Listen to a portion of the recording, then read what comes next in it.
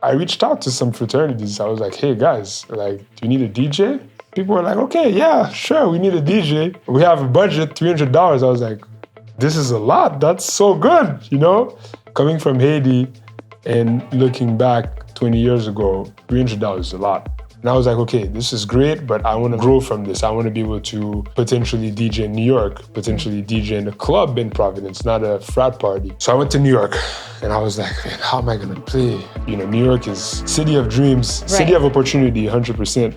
But it's a city that has everything. So there's many DJs, every club is busy, every place is sold out. So it was very tough to like get access to a venue. So what I did is I said, okay, you know what? I'm just gonna throw my own party. So I built a network really fast and I did my second party. It was a success. And slowly clubs started to like hear about me and I got access to a bigger club.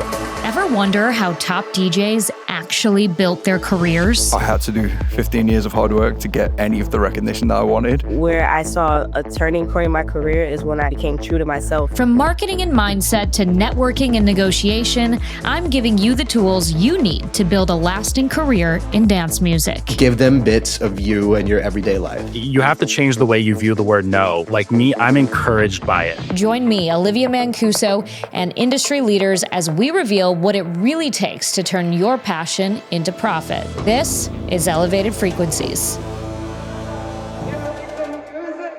You are often referred to as like an ambassador of world music. What does it feel like to have that responsibility of that title on your name? It's really humbling for me. You know, I think representing my country, representing so many different cultures, it's a very humbling. It's something that I'm very proud of, and it's something that I try to build on a daily basis to remind me of my roots, to remind myself of my mission and the purpose of my music. So I think having this kind of accreditation, it has a responsibility, but it's also a big pleasure. It's a big honor to be referred to an artist that represents world music, and that gives visibility to culture as a whole. Yeah. Okay, so let's talk about your roots. So you grew up in a very multicultural environment. You grew up in Haiti, Correct. But you had friends from all different backgrounds. Talk to me about how your upbringing shaped how you experienced music, just like before you were an artist, but just as a person. As a person, I think music was an escape. It was a moment where I could really kind of disconnect and find myself. You know, I think through music, I was able to travel mentally. I was able to disconnect from the reality, from the troubles of every day. In Haiti, I think music is a way for people to escape, right? You have like a lot of music holds a very big role in the culture. There's carnival, there's compa music, there's Haitian roots. There's a lot of music embedded within the Haitian culture. And I think people use music as a way to disconnect, to kind of escape reality. And for me, growing up, I remember, you know, the music was a purpose for me to enjoy, to feel positive, and also to connect and discover new people and discover new cultures and whatnot. So I was really fond of different kinds of music. I was fond of, as I mentioned, carnival music in Haiti. I was also fond of European music because I had a lot of friends from Europe, from France especially, and also from Africa back then, since I went to international high school. And that gave me the capacity to kind of experiment different cultures in different ways. It helped me also learn English. It helped me learn Spanish. So I think through music, it was educational, it was an escape, and only positive things to say growing up. Of course. So when did you move to the States, and did you move to New York straight from Haiti? No, when I left Haiti, I moved to Providence. Okay. I went to university at Brown. Okay. I studied mathematics. But the summers prior to that, I used to come to New York because I had some extended family that were living in New York. So I used to come as a tourist. Okay. On 2-3 week during the summer holidays. Okay. So after graduating from high school, I really wanted to come study in the US. That's like a very common dream for most of the Haitian youth. It's to be able to travel and succeed abroad. Some people go to France, some people go to Spain, some people go to the US. I was lucky enough to have the support of my parents, the guidance of my parents. So I applied to Brown, to a bunch of universities. A few accepted me, a few didn't, but I was lucky enough to get accepted by Brown. I couldn't turn that down. So I proceeded in going to Providence back in 2006.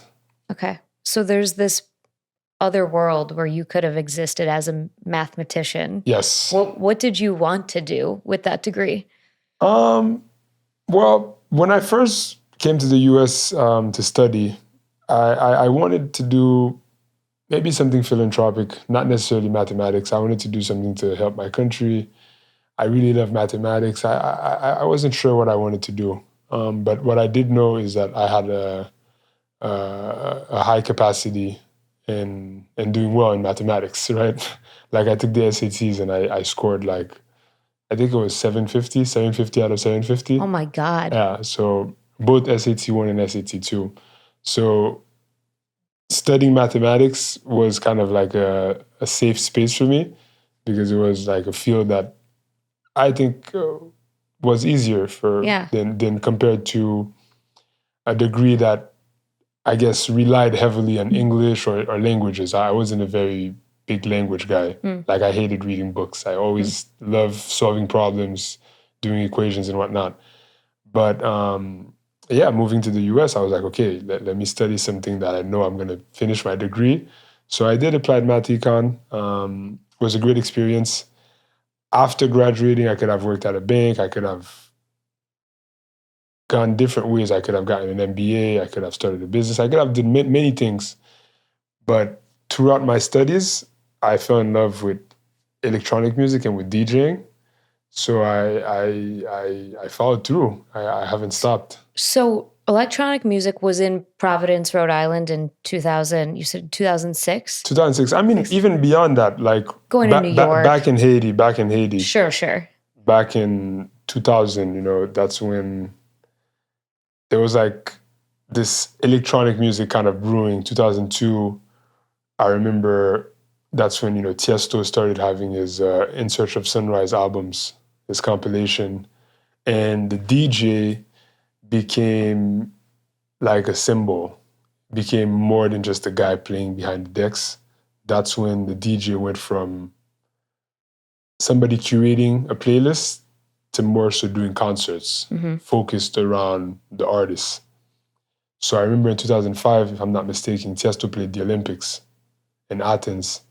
And that really marked me. I was like, well, this is insane. Like the guy's playing the Olympics before. Typically it's always like, singers, it's rock bands and whatnot. This time was a DJ with all the fireworks, all the production.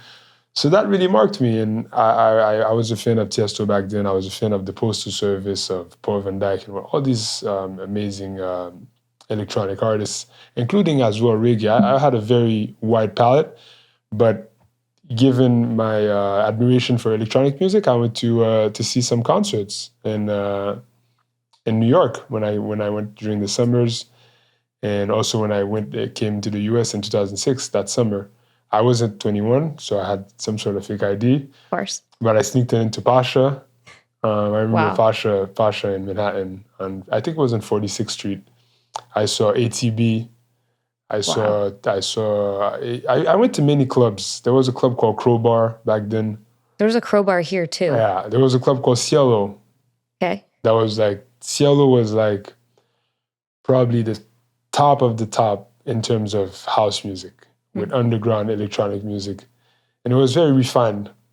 It was in Meatpacking District. So all these clubs, I was just fascinated by the lights, by the club, by the energy, the doorman being able to get in, not being able to get in.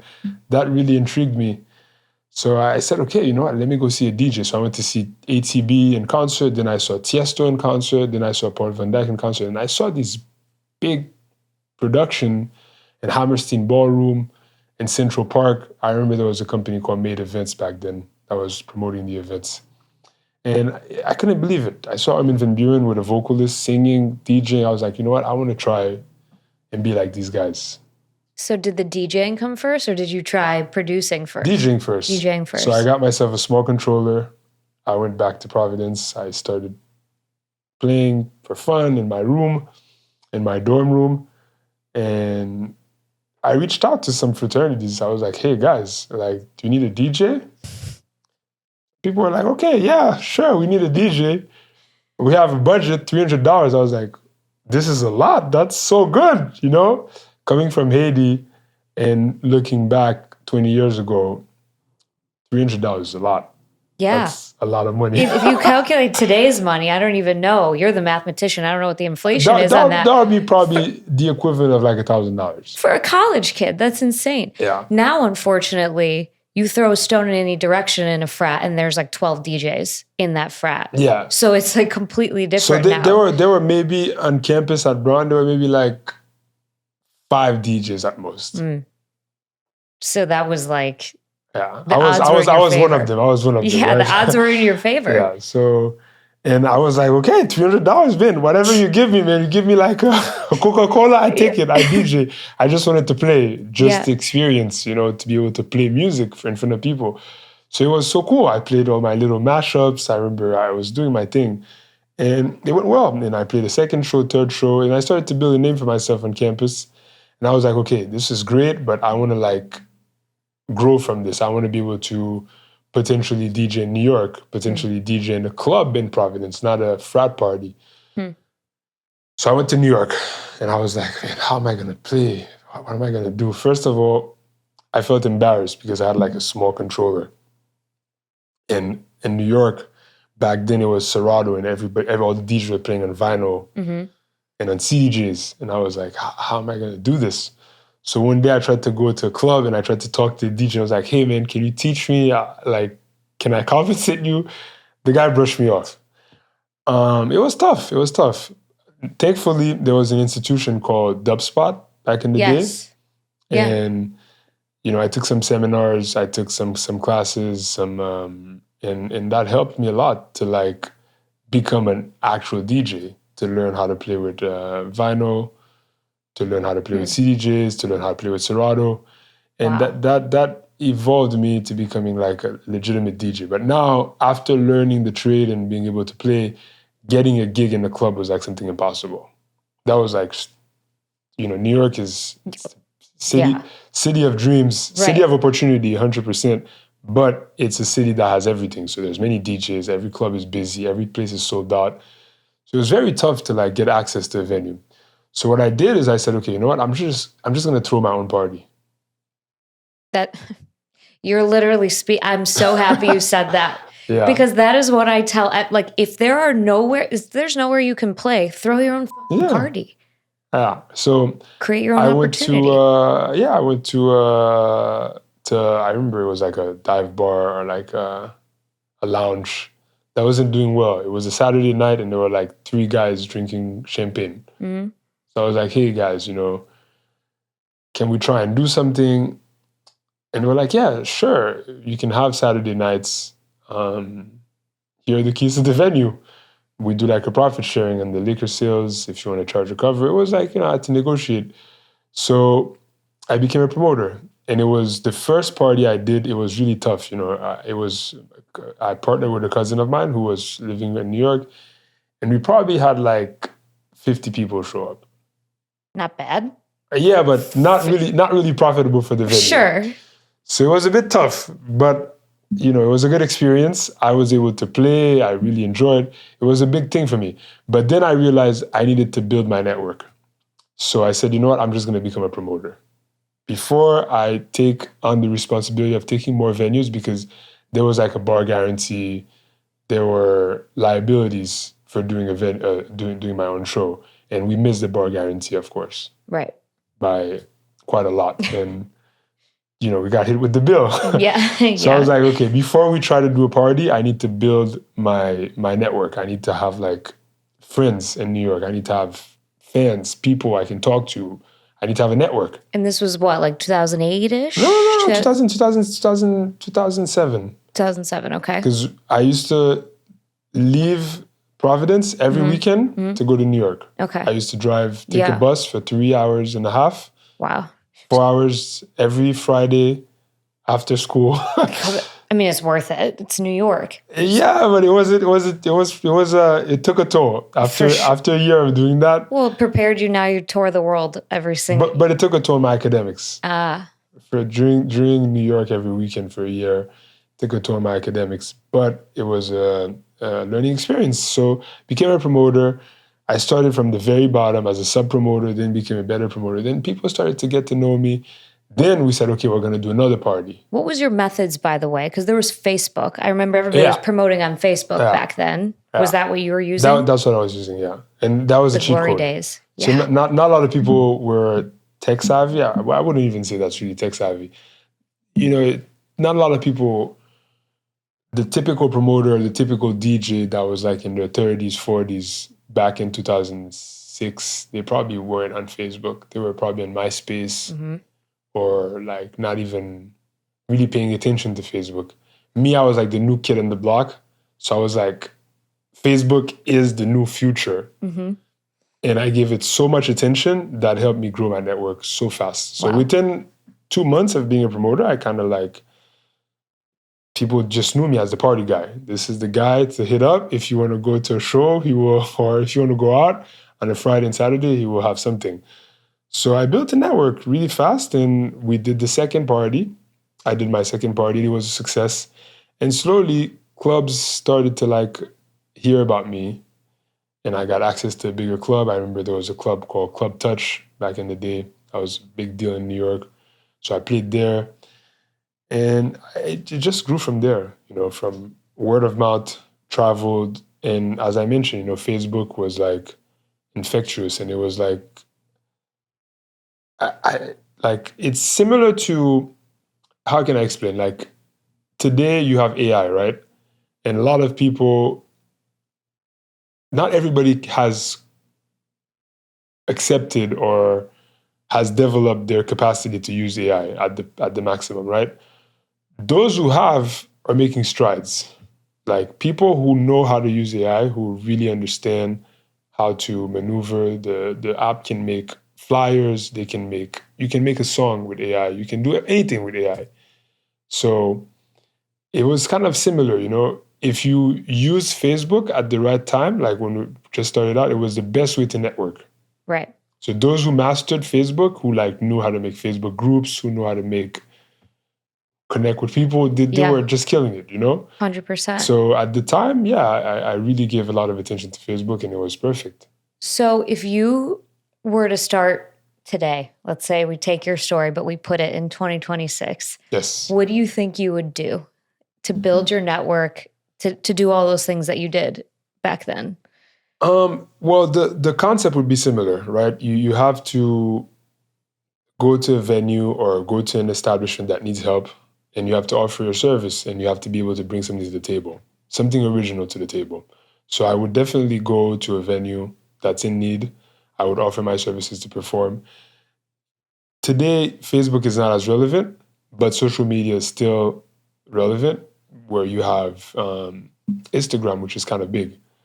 So nowadays, I think, looking back, it's a bit of a different metric, because in 2006, the DJ was just like a DJ. Some of them were producers, not all of them. Mm-hmm. Nowadays, most are producers. If you're not a producer, it's very tough to DJ. Right. Even if you have good skill set as a DJ, even if you can go to a venue to like speak to an owner to start your own party, it's great. But you can't really rely on the fact that you're playing music and you're DJing. That's not strong enough nowadays to be able to attract people and to give something different. So I think nowadays, if I were to start over, what I would do is I would use social media to create music, to network, and to market myself to have a product. Yeah. It's a bit different. And It then is. after you have a product, then you can go to venues and you can go to town to try to DJ. But today, what has happened is with all the tools that are available, from AI, social media, access to content, Splice, which is like a music library platform where you can get samples, royalty-free samples. A lot of stuff is available. VSTs being, you can get pretty much any VST for free. Mm-hmm. If you want to crack VSTs, you can go ahead and crack anything you want. Right. Like up until just a few years ago, most of my VSTs were cracked. Right? So it's very accessible to make music nowadays. It is. I think where most of my audience is frustrated is that the experience you just described seemed a lot more straightforward. It was kind of like, okay, step 1, build your network. Step 2, approach a venue. It's the same. I agree. I think where they get frustrated is like, okay, well, how much does my social media matter? And I think it works hand in hand. You can't just use social media and just be absent from the world. Mm-hmm. No matter how big you're on social media, no matter how amazing your music is, if you're a people's person and you're a social butterfly and you can connect with people, that's going to give you an advantage over the other producer or artist who may be a genius in the studio. Mm-hmm. The fact that you can talk to someone, connect with someone, have a human, interaction, that's the key. It's true. To this day, no matter how amazing of a producer I may think I am, no matter how many skills I may think I have, or the experience that I have, I still feel that my capacity to connect with people is my biggest asset.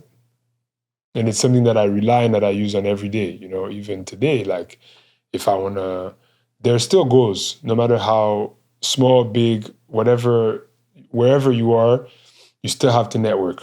Mm-hmm. There's still a bigger promoter. There's still a bigger DJ. There's still a connection you want to make.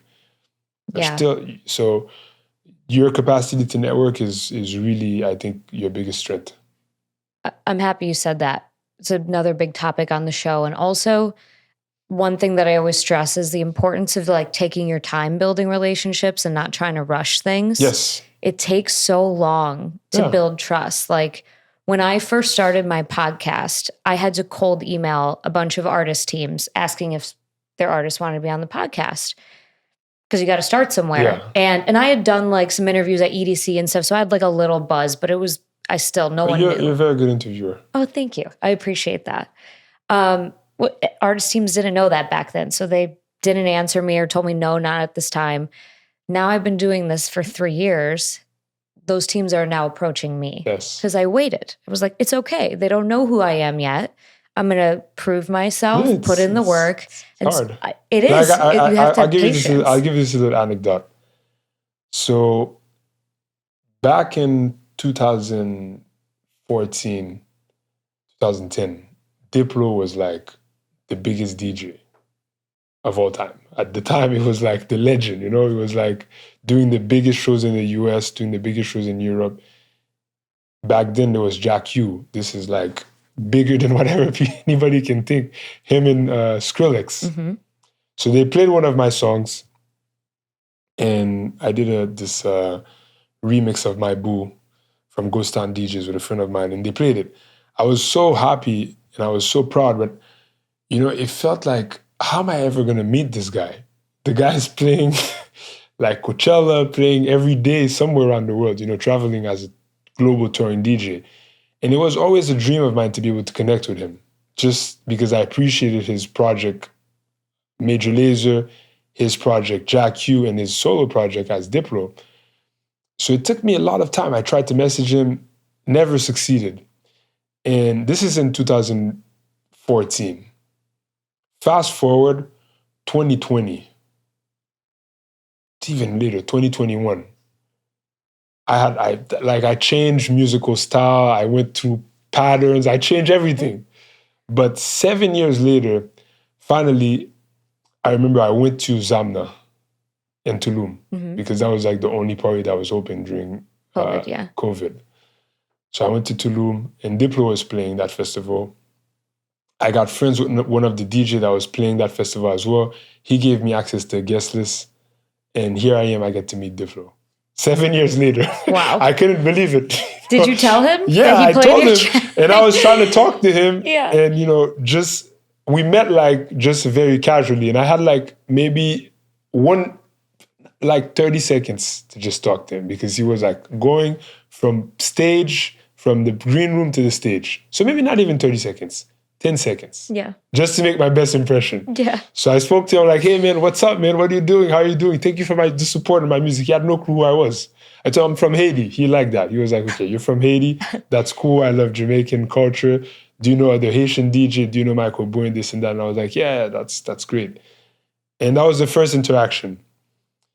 There had to be a second, a third, a fourth, a fifth, sixth interaction just to like say hi, just to see him. Feel comfortable that he'll recognize you. And for him to recognize. Yeah.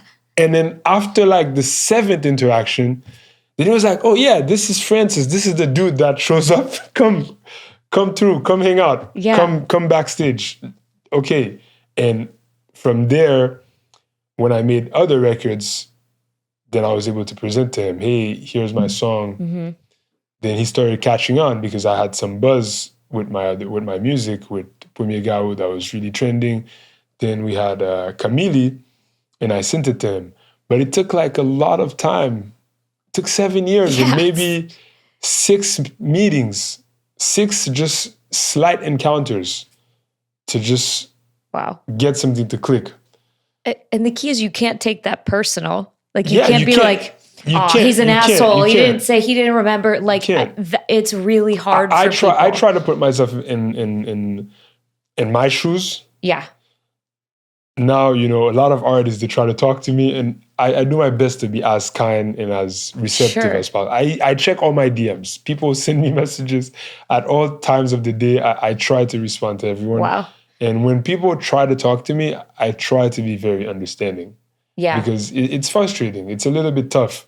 But this shows you that you cannot rush relationships. No matter how good of a producer you are, AI, this, that, or the other, being able to get the attention of like an artist, a label owner, it takes time. Mm-hmm. It takes time.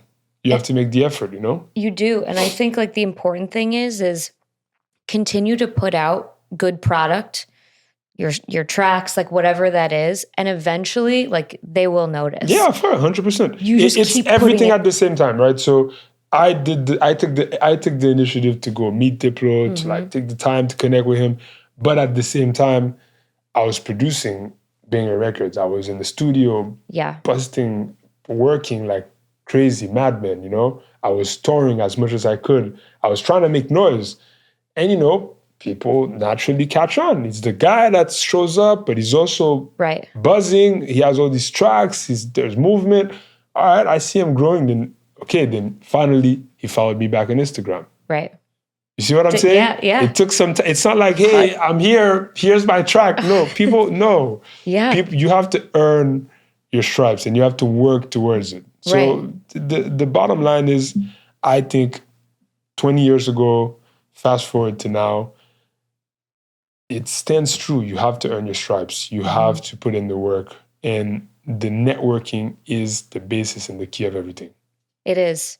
It is, because some of the most talented people in the world are like neurodivergent. They're not like good at talking to people.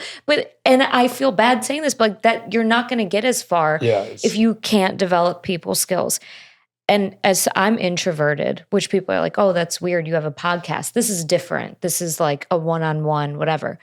But I've had to put myself out there in like, Miami Music Week, right? It's all about putting yourself out there, making intros to people. And I've gotten like denied. There was someone who I like thought remembered me and didn't, like very recently. And I was just like, whatever. It is what it is, like.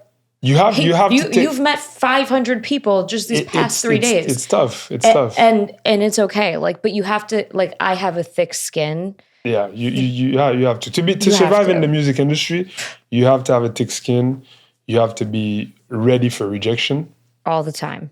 You have to embrace rejection. Mm-hmm. It needs to be part of your DNA Yeah. because it's bound to happen, and it doesn't matter at any level, even at the highest level. You could be, I don't know, you could be David Guetta, you could be Tiësto, you could be, you name it, Cardi B, you could be Drake. Mm-hmm. Rejection happens even at that level because if you put a song, the fans don't like it. They're the boss. Yeah. Yeah. So your mindset has to be, accepting rejection, accepting challenges, and being able to, not let yourself go down after taking a hit. 100%. After being told no, after realizing that something didn't work out, gotta be able to pivot. Yeah. To have like very good hip movement, Yeah. Yeah. Go from one side to another. It's so true. These are all like the soft skills, like the resilience, Yes.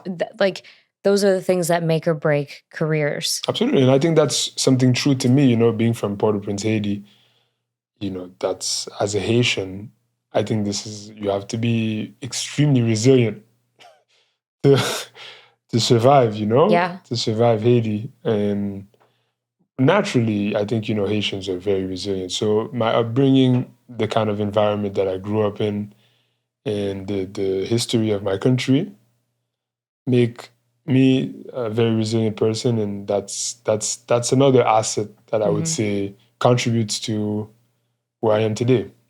100%. But then you also moved to like the East Coast where I was telling you before we started the podcast, like I want to move to New York because, and I love Chicago. Like I love being from here. But just being there last weekend, seeing everybody compete at the highest level for everything. Like I was on Orchard Street shopping. What was the name of this place? It was a really dope clothing shop, men's clothing, had a record shop upstairs. And I was talking to the guy, he's from Jersey, who owns the place. And he just like hustled his way into getting a store on Orchard Street. He was a fashion like designer. And now he's doing like collabs with Nike, all within 5 years. And I'm like, listening to his story, my eyes are popping out of my head. I'm like, that's so cool that New York is like it's the best of the best. No, I really love New York. I mean, growing up, like, okay, I went to university in Providence, but after that, I've been in New York for a long time. And I've adopted New York as my home. New York has adopted me as one of theirs. And I think it's this kind of city that, like you mentioned, the competition is at its highest level. Everybody wants to be their best version. Mm-hmm. It's so inspiring. And the city's moving at a pace that I haven't seen any other city like that. And personally, New York is home. So anytime I go home, I work the hardest. Yeah. So like when I'm on tour, it's like I'm on vacation. When I come to New York, right, pressure's I'm on. supposed to be relaxing, but that's, the minute I land, the minute I get to the city, the minute I get to my studio, everybody's moving. The city's bustling. Things are happening. That's when I sit down and I have all my creativity at the max. 100%. Like you can't not be inspired. Yeah. Because no one else around you is taking it easy. And I've, a lot of like the people who listen to the show have talked about what you talked about, like in the beginning, starting your own night, doing your own thing, which I think you can and should do no matter where you live.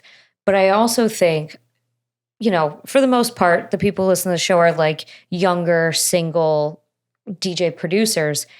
You have the flexibility to go live somewhere, try it out for a year, like do it. Go to, Miami, New York, LA, and just absolutely. get inspired and then decide. But everything is about timing. So I wouldn't recommend for someone to move to New York unless you have a product. If you don't have a product, stay somewhere inexpensive. Yeah. If you don't have a product, don't go to Miami. Definitely not Miami. I do think there's something to be said about being scrappy, though, and like figuring it out. Like in my 20s, I would have been. There is, but I think you need to have either a product or a know-how. Sure. So before you step foot to New York, you got to know how to do something. Sure. If you know how to make beats, good. If you know how to DJ, good. If you know how to network, good. If you know how to be a hustler, whatever you know, just come. Don't come to New York empty-handed, because the city will eat you alive. That's true. That's something I can say loud and clear. That's very true. So I think, everything is about timing. After you feel like you have good experience as a producer, you know how to produce really well, you have something to offer, go to New York, you'll find gigs. But if you show up there thinking you're going to come learn and you don't have anything to offer, it's very costly. It's tough to survive there. Yeah. No, it's good advice. That's very practical advice. So you're obviously not spending a lot of time there ever. You're touring all over. You have your residency. Has it started yet in Ibiza? Yes, my residency will be starting on June 1st. Okay, so right around the corner. Yeah, I'm really excited. That's the I'm really Solèy excited. experience, right? That's the Solèy experience. Okay, yes. so give me the background of how that came to be. To be honest with you, I'm lost for words. To be able to say that I have a residency at Hï Ibiza I'm very proud of this moment. I think I've worked really hard to get here, and I'm really excited. I think it's the perfect venue to showcase the brand, to be able to connect with people. We're doing like a layout that's going to be quite unique. There's a very high proximity to all the guests. For me, it's a big blessing to be able to perform in Ibiza. I think it's the capital of dance music, to be honest with you. I think all the DJs are performing. Everybody dreams to come to Ibiza, to perform in Ibiza. So it's a very transient crowd. A bit of everything goes on there. Every kind of music, I think, gets displayed there. And it's a very competitive market. So I think it's going to bring the best out of all the artists. It's the place that brings the best out of all the artists. Sure. Well, and what you're doing with Solèy, that's also very experiential, right? I mean, there's other elements to it absolutely. besides So you playing music. Basically, my residency at High is going to be, I think, a big cultural movement where we're going to be showcasing artists from all four corners of the world. We're going to be showcasing different music, different styles of music, different ethnicities, right? We have, for the opening night, for example, we have an artist from South Africa, an artist from Greece, an artist from New York, which is where I'm from, and also an artist from Haiti, which is where I'm from too, because we have Naika, who's going to be doing a live PA, live performance, and we have two artists from Morocco. So it's a very multicultural lineup. Musically, we're not going to be sticking to just Afro House all night. We're going to be doing Afro House. We're going to be doing Classic House, Louis Vega, Anane Vega. They're going to play like so good. Very disco-ish. Yeah. I'm going to play a bit of Afro, but I'm also going to play a bit of tech, a little bit of minimal. We're going to go. We're going to go with the flow. Also have an artist from Tunisia and an artist from Italy performing. So cool. The opening night in itself, we're covering like 8 different countries. That's amazing. Musical palette. And your audience is going to reflect that too, which is the coolest part. Like, because there's going to be something for everybody that's going to, So, I mean, my audience, this is what we get. That's something that's really cool. At my shows, there's so many different flags. People come with like Brazilian flags. Wow. You have Moroccan flag. You have Lebanese flag. You have a bit of everything, That's cool. So from the lineup to the music being played to the crowd, to the experience, is going to be a very diverse and culturally rich night, I think. Yeah. Well, that's true of tonight. My Lebanese friend is opening for you. Yeah. Yeah, Rami, yeah. Yeah, so... that's amazing. And for the residency, it's going to be happening every Monday for a total of 19 weeks. Wow. 19? 19 weeks, yeah. Oh my God. Between the theater and the club room and the Wild Corner, we've booked about 150 artists. It's a big undertaking. Yeah, I mean, for me, it's a big pleasure. I mean, I've worked towards this all my life, and I mean, you're now like the conductor of the whole experience versus just playing. Like, it puts you in so many other roles. Yeah, I'm wearing different hats, as a talent buyer, as a curator. Of course, a big shout out to the team at Hï. They've supported me along the way to build the lineup. And we have more surprises as well. Cool. That we're working on. Cool. Some I'm so happy really for big you. surprises. But I think, for me, it's the most complete residency in terms of diversity and lineup, in terms of diversity and musical style, in terms of quality. And I think, the layout is going to be quite epic. We've put together one-of-a-kind production. We're going to have a very unique Solèy. The visuals are going to be like really epic. And, Hï Ibiza has an amazing sound system. So I think we have all the odds on our end. And on top of it, the best part for me is we're going to be having a weekly soccer game before every show. Oh, that's awesome. Yeah, so we're going to have... I love that.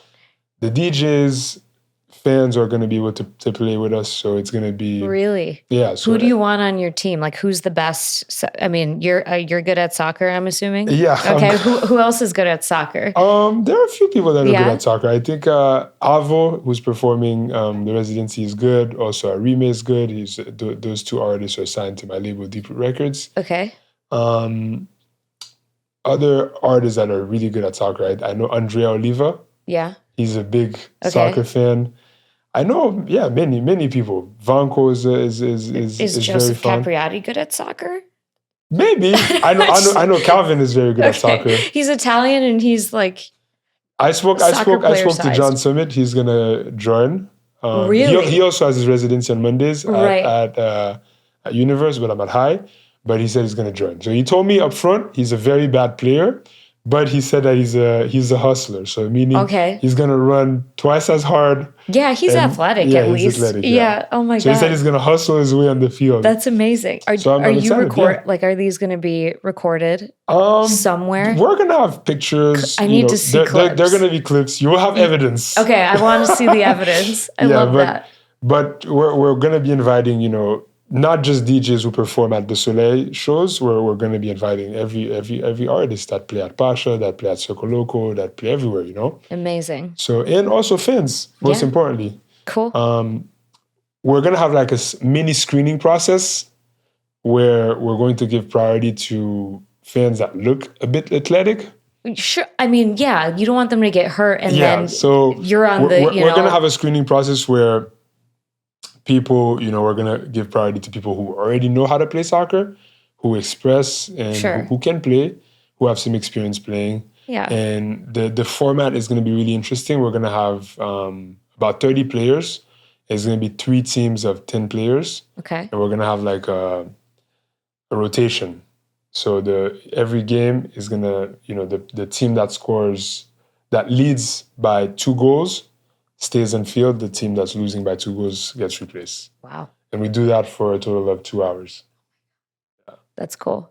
Really good. Wow. I mean, we did it in Miami for Music Week. Oh, yeah? I did it recently in Dubai as a fundraiser for Lebanon. Oh, yeah, I saw that. Yeah. Yeah, I saw you were holding a big check. Yeah, so we're going to be doing one as a fundraiser tomorrow in Miami for Haitian Flag Day. Amazing. We're donating to a big Haitian charity who's also going to be leading a lot of the funds towards soccer initiative back home. Cool. We're going to be doing a big one, also a fundraiser basis in Jordan. Wow. And Amman, and when I go there in May.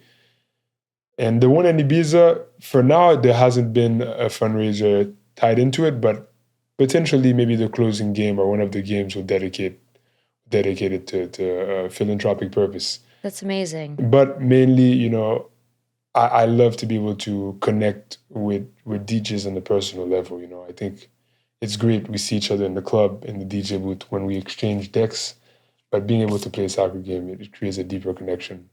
100%. That's what we were talking about. And a little bit of competition, Yeah, right. Yeah, good mememories. Well, I would never... I'm so bad at sports. It's like... You would join. If you come to Ibiza, you join. You wouldn't want that. I would not pass your screening process. I did play when I was younger. Okay. And my dad was my coach, and he told me, what is it called when you just hang out by the goal? Like you're goaltending. You're just waiting You're for offside? I was just waiting for the ball to get there so I could like try to, Score. You can try to score. Because I didn't like running. Okay. Yeah. So no, it's crazy. I can dance like 12 hours, no problem. But I will not run for 5 minutes. Yeah. So Solèy is going to be in Ibiza every Monday. We're going to have soccer game and the DJ show. On top of that, we're going to have a residency as well in Mykonos. Wow. I have 5 dates in Mykonos at Santana throughout the summer. So we also have like a Solèy showcase in New York and in Montreal, also one coming up in LA. Amazing. You're having one in Montreal when? Montreal is going to be July 25th. Sold out, but it should be really epic. I'm going to be there in a couple weeks. Okay. Yeah. Well, it's really cool to see everything that you've done with your career. Like you're a testament to just showing like what you can do being a DJ beyond making music. I mean, you're building brand experiences, you're doing philanthropic endeavors, you're connecting other artists. Like it's a really beautiful thing. Yeah, and also we didn't get to speak about that, but I also have a record label, of course, which has been a big part of my success. I think, launching my own imprint and kind of creating my own crew has helped me a lot, because we're able to help each other and grow together. Yeah. So I currently work with an amazing list of artists, including Mo Black, Night Freak, Arime Avo, Dacia, Jawara, PT. So this really helps really create a movement. I think you're seeing something similar in the UK, where you have like Josh Baker, Prosper, Max Dean, all these guys kind of like playing with each other, sharing lineups, doing back-to-backs. This helps, this kind of association is really key for growth for all involved. It's a really great point. So I've always tried, to instill this kind of strategy for my artist career and for the career of the artists that I work with. Yeah, that's amazing. Because there's a lot of record labels that don't, and this is nothing against them. They don't really do anything for the artist because they don't have the resources. So it's like you sign the track, it comes out, and then that's it. Yeah, we have like a record label and an artist management at the same time. And I think, trying to create collaboration is really a key. It's a really key element for growth. Yeah. A lot of the biggest records that I've seen in the past 5 years, I think, stem from collaboration. Yeah, that's a great point. Well, thank you for taking the time to do this, coming here from the airport. It's our pleasure. I know your time is limited. Thank you. You're welcome.